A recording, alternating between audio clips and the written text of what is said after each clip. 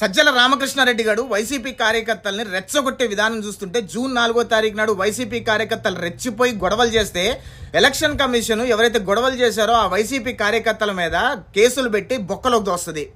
YSR Congress party చిత్తుగా ఓడిపోయిందని తెలిసిన తర్వాత వైసీపీలో ఉన్న నాయకులు కార్యకర్తలందరూ చిన్నాభిన్నం అయిపోతారు. కొంతమంది నాయకులు ఏమో తెలుగుదేశంలో చేరిపోతారు, కొంతమంది బీజేపీలో చేరిపోతారు, కొంతమంది జనసేనలో చేరిపోతారు. అప్పుడు వైసీపీలో మిగిలేదల్లా జగన్మోహన్ రెడ్డి, సజ్జల రామకృష్ణారెడ్డి గారు మాత్రమే. కార్యకర్తలు ఎవరు ఉండరని గ్రహించి నీచమైన కుట్రబొన్ని ఇప్పుడు సజ్జల రామకృష్ణారెడ్డి గారు వైసీపీ కార్యకర్తలను ఉసిగొలిపితే వాళ్ళు ఏదో రకంగా గొడవలు చేస్తే వాళ్ళ మీద కేసులు పడి కోర్టు చుట్టూ తిరుగుతారు, జైళ్లలో మగ్గుతారు. అప్పుడు వాళ్ళ తల్లిదండ్రులకి బయటికి తీసుకురామని చెప్పి వాళ్ళు జగన్మోహన్ రెడ్డి దగ్గరికి, సజ్జల రామకృష్ణారెడ్డి దగ్గరికి వెళ్తారు కదా. కనీసం ఆ క్యాడర్ అయినా మిగులుతుందనే నీచమైన కుట్రలో భాగంగానే సజ్జల రామకృష్ణారెడ్డి గారు ఇప్పుడున్న వైసీపీ కార్యకర్తలను రెచ్చగొట్టే ప్రయత్నం చేస్తున్నాడు.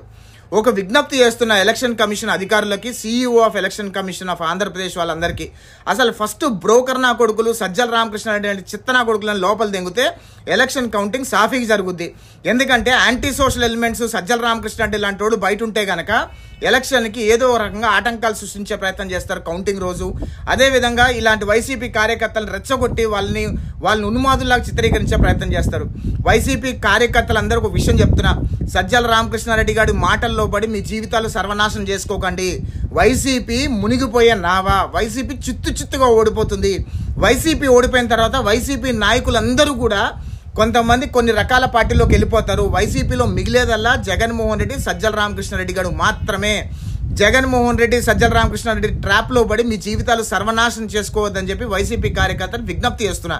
సజ్జల రామకృష్ణారెడ్డి గారు వైసీపీ కార్యకర్తల్ని రెచ్చగొట్టే విధానం చూస్తుంటే జూన్ 4వ తారీఖు నాడు వైసీపీ కార్యకర్తలు రెచ్చిపోయి గొడవలు చేస్తే ఎలక్షన్ కమిషన్ ఎవరైతే గొడవలు చేశారో ఆ వైసీపీ కార్యకర్తల మీద కేసులు పెట్టి బొక్కలోకి దోస్తుంది.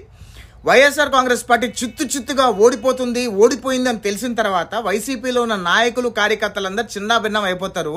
కొంతమంది నాయకులు ఏమో తెలుగుదేశంలో చేరిపోతారు, కొంతమంది బీజేపీలో చేరిపోతారు, కొంతమంది జనసేనలో చేరిపోతారు. అప్పుడు వైసీపీలో మిగిలేదల్లా జగన్మోహన్ రెడ్డి, సజ్జల రామకృష్ణారెడ్డి గారు మాత్రమే. కార్యకర్తలు ఎవరు ఉండరని గ్రహించి నీచమైన కుట్రబొన్ని ఇప్పుడు సజ్జల రామకృష్ణారెడ్డి గారు వైసీపీ కార్యకర్తలను ఉసిగొలిపితే వాళ్ళు ఏదో రకంగా గొడవలు చేస్తే వాళ్ళ మీద కేసులు పడి కోర్టు చుట్టూ తిరుగుతారు, జైళ్లలో మగ్గుతారు. అప్పుడు వాళ్ళ తల్లిదండ్రులకి బయటికి తీసుకురామని చెప్పి వాళ్ళు జగన్మోహన్ రెడ్డి దగ్గరికి, సజ్జల రామకృష్ణారెడ్డి దగ్గరికి వెళ్తారు కదా. కనీసం ఆ క్యాడర్ అయినా మిగులుతుందనే నీచమైన కుట్రలో భాగంగానే సజ్జల రామకృష్ణారెడ్డి గారు ఇప్పుడున్న వైసీపీ కార్యకర్తలను రెచ్చగొట్టే ప్రయత్నం చేస్తున్నాడు. ఒక విజ్ఞప్తి చేస్తున్న ఎలక్షన్ కమిషన్ అధికారులకి, CEO of election commission of Andhra Pradesh వాళ్ళందరికీ, అసలు ఫస్ట్ బ్రోకర్ నా కొడుకులు సజ్జల రామకృష్ణారెడ్డి అంటే చిత్తనా కొడుకులను లోపల దింగితే ఎలక్షన్ కౌంటింగ్ సాఫీగా జరుగుద్ది. ఎందుకంటే anti social elements Sajjala Ramakrishna Reddy లాంటి వాడు బయట ఉంటే గనక ఎలక్షన్కి ఏదో రకంగా ఆటంకాలు సృష్టించే ప్రయత్నం చేస్తారు కౌంటింగ్ రోజు. అదేవిధంగా ఇలాంటి వైసీపీ కార్యకర్తలను రెచ్చగొట్టి వాళ్ళని ఉన్మాదుల్లాగా చిత్రీకరించే ప్రయత్నం చేస్తారు. వైసీపీ కార్యకర్తలందరూ ఒక విషయం చెప్తున్నా, సజ్జల రామకృష్ణారెడ్డి గారి మాటల్లో పడి మీ జీవితాలు సర్వనాశనం చేసుకోకండి. వైసీపీ మునిగిపోయే నావా, వైసీపీ చిత్తుగా ఓడిపోతుంది. వైసీపీ ఓడిపోయిన తర్వాత వైసీపీ నాయకులందరూ కూడా కొంతమంది కొన్ని రకాల పార్టీలోకి వెళ్ళిపోతారు. వైసీపీలో మిగిలేదల్లా జగన్మోహన్ రెడ్డి, సజ్జల రామకృష్ణారెడ్డి గారు మాత్రమే.